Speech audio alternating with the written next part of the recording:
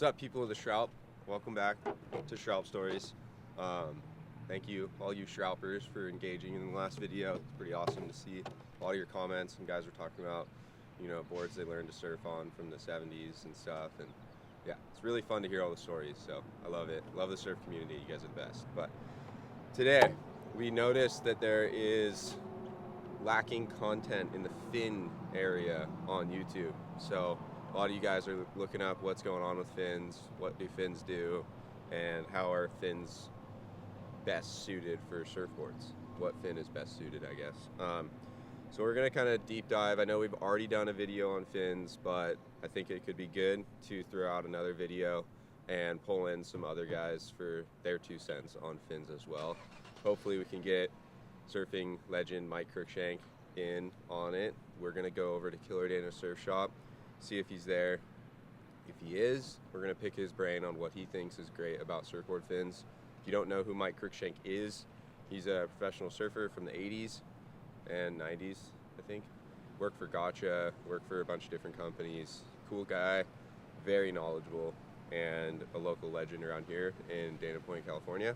But we're gonna go over different shapes of fins, the base, the tip, the rake on it, different concaves on either side, blah, blah, blah, what they do, what they don't do, common misconceptions, all of the above. So, as you guys well know, we are gonna go for a Shralp. I got my A6 from Timmy that I buckled because I landed on it upside down. It's very unfortunate, but fixed it, got it back in the water. So, we're gonna go Shralp this bad boy right now, and hopefully the waves aren't trash. It looks kind of bad, but gotta do what you gotta do sometimes. You gotta go get wet. So we're gonna go for a Shralp. Stay tuned, follow along. Love you guys. See you in a sec.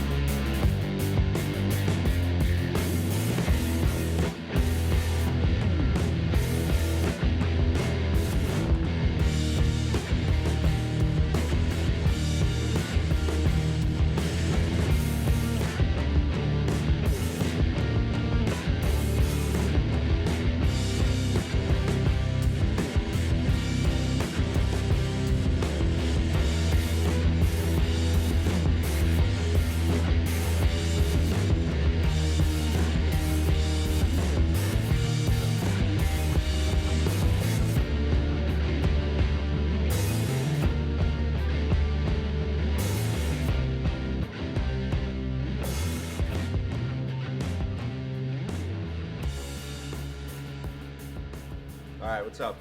We're here, Killer Dana Surf Shop. We're gonna go over some different fin specs with you. And I think Mike Cruikshank's here somewhere. But, oh, there he is.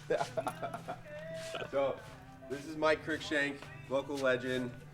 But we don't want to boost his ego too much. So we're gonna go over and look at some fins. He's gonna help us out. Okay, let's go look at some fins.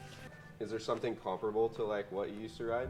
Well, when I was surfing back in the day, we had fin systems a long time ago. Like the longboards are actually were all, you can see a lot of them were just glassed in fins, but they did actually come up with a fin system.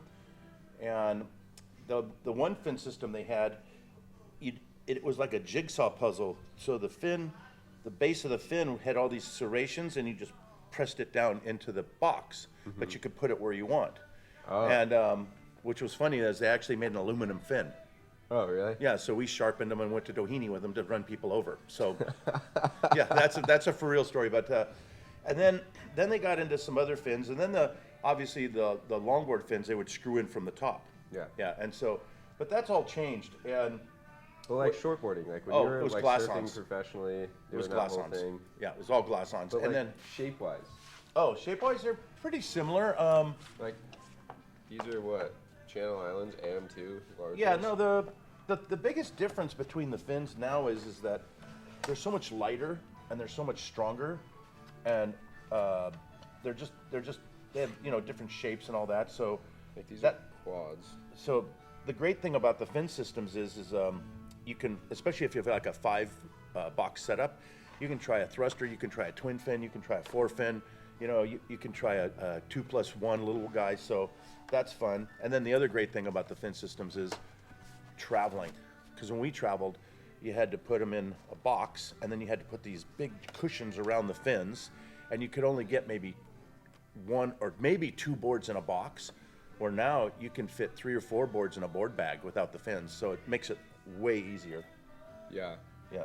Well, But no, yeah. we had all different kinds of fins. I was riding a George Downing board that he made for buttons. It was a Stinger, and the fin in that was a single fin, but the fin was easily that big. But it And- didn't have that little nipple. No, on it the didn't have back that of it. nipple, but it was easily that big. It was a giant fin, and the way the Stingers were, the boxes, the fin was almost like halfway up the board. So, What about like your thrusters? Would they look similar to this? yeah, kind of like that. Or like that one over there. See that one over there? Or those glass-ons. All the glass-ons were similar to that. So they're like really ranky and like Yeah. pulled back, like just. Yeah, and then it depends on who is making the boards. Like one time I went down to Puerto Escondido and I had a brand new air cores on my board. I was all excited. The airlines broke the fins, and I got the board back, and they took my fins. Those guys in Puerto Escondido took my fins and gave me the Puerto Escondido specials, Really? which were not as good. Oh, no. No, they stole my fins. Then Jeez. I just let them go because they fixed my board, so I said forget it. But, Yeah. but Dang. but yeah, no, the fins. Like I said, nowadays with the fin systems, you can go up in size, you can go down in size, you can try real raked ones. But most of the fins back in the day were pretty much just the glass on fins, like the ones you see here. Like They look all really s- pointy. And yeah, like they were all laid back. pointy. Yeah. Like not like very curvy in the rake Yeah. pattern. Like they weren't like. Well, a that lot of the much curve. It fins was, like, too more were like straight. were handmade. Yeah. So that they weren't actually buying the fins, and then they finally people were actually starting to make fins. But a lot of those guys, like in the beginning, were making their own fins. Yeah. Yeah. Like Timmy Yeah. started out Yeah. foiling fins at Hobie, right? Yeah. Timmy's. What's funny about Timmy is, as great a shaper as he is, I believe he's as good a glasser, or maybe better, as a glasser. Yeah. Because if you've ever had a board from him, that's from start to finish, where he glasses it, sands it, shapes it, glasses it, and sands it, it's unbelievable. Because he knows how to squeegee off the resin. He's got it down. Yeah. Yeah. You know he's Yeah. laminating right now, right? Did you Yeah, hear about that? yeah, I can see that. Yeah. Because Aaron got his laminator right Yeah. now got resin poisoning, so his like arms got rashy and stuff. Yeah.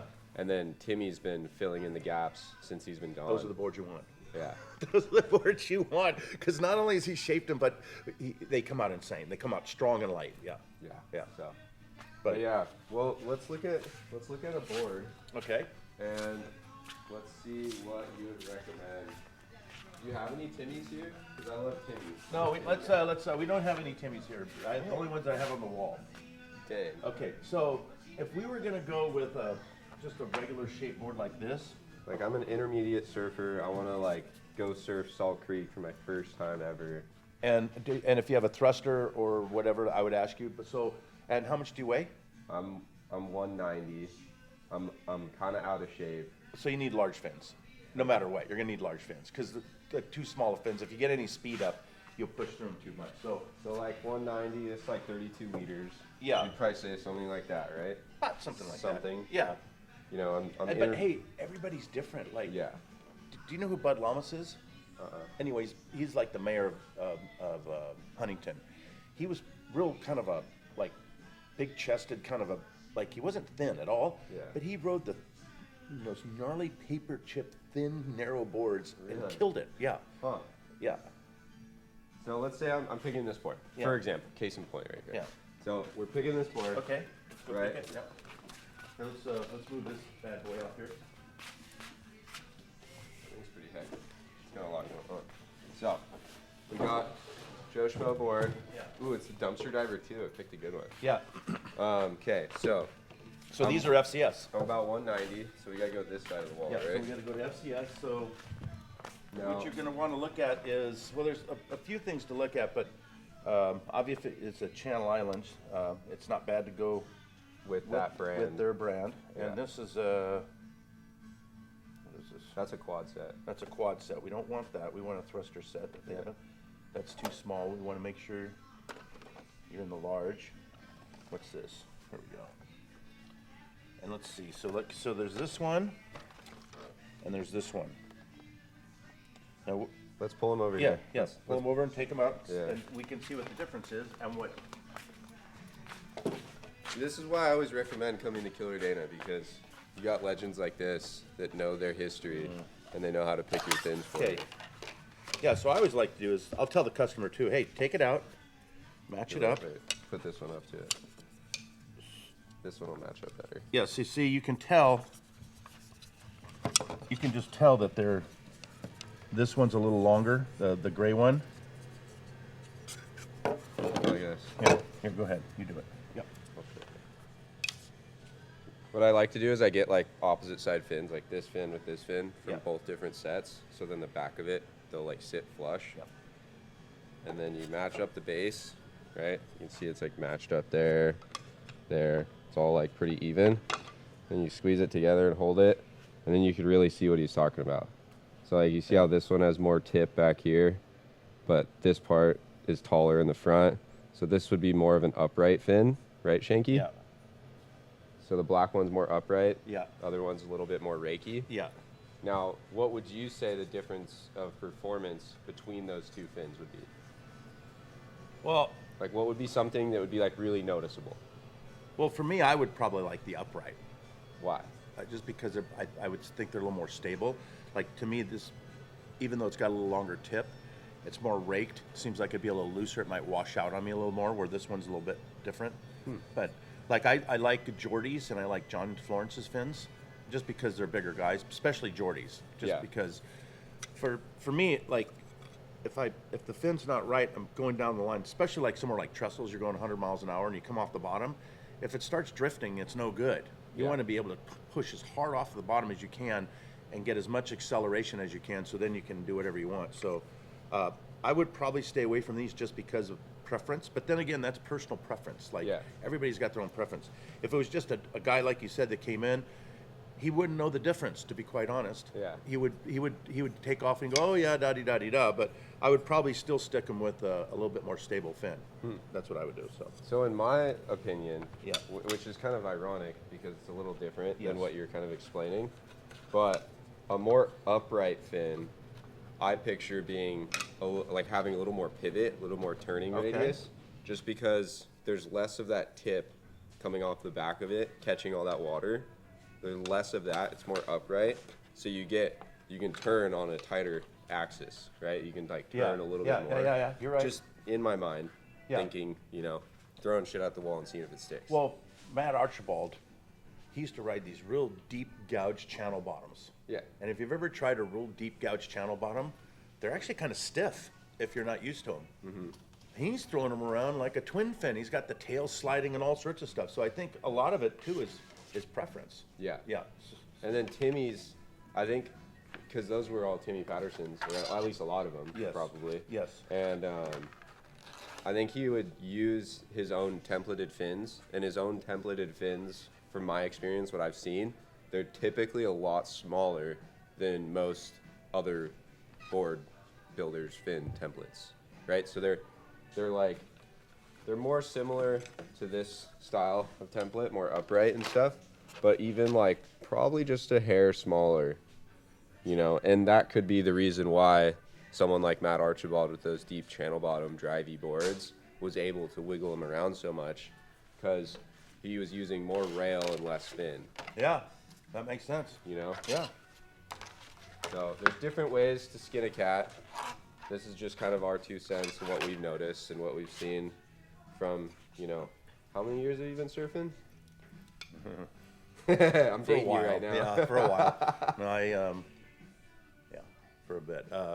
Started in the longboard era. I'll just leave it there. So, So, you know, a lot of experience. I mean, I'm only 27, so not that I have years no, and but you years do have of experience. I mean, you've been surfing waves of consequence. You know what a good board works like under that conditions, and that's the same thing with fins. You got to have all the right stuff. I think there's a couple times in surfing history where things really changed a lot, and the one was when it went from balsa to wood. I mean, balsa to foam blank. That really changed the scope of things. But then when when Simon Anderson introduced the thruster, we could turn as hard as we wanted and not spin out. And for me, around this area, there was still a lot of places that weren't like, local breaks weren't that crowded, so it was kind of got the best of all worlds. But I think like the guys down there at the Killer Dana back in the longboard days, when they went from balsa wood to foam, all of a sudden the boards were a lot more responsive and lighter. and just, yeah, and back then that was probably a huge difference. So, Yeah. Well, and that being said, bigger surfboards, more rail line, like what, you know, we were talking about with Matt Archibald, like a longer surfboard, like 6'2". I mean, I'm only 5'10"-ish. So like a 6'2" for me is kind of more of a step up style surfboard. And I like riding really small fins. I've heard, you know, Derek Ho, I think, likes to ride really, really small fins in his bigger wave boards too. Am I just making that up, or no, I could see that. A lot of guys, well, you know, the four fins have taken over a lot of the big wave guys. Yeah. Because there's always 2 fins in the rail on the board. So what they like about that one is the thruster, they kind of have to nurse it, where this one they can kind of knife it under there a little bit better, so they get more traction. Where the thruster, they're kind of like that. So, but so we've been talking a lot about like advanced, more advanced level surfing at this point. So what would you say, in my opinion, I have my own personal opinion, but what would you say would be best bet for someone that's like, they can surf, they can stand up, and then go down the line, but they want to kind of like get a little bit more maneuverability at like a mushy wave like trestles somewhere? Well, at first I'd kind of have to pick their brain.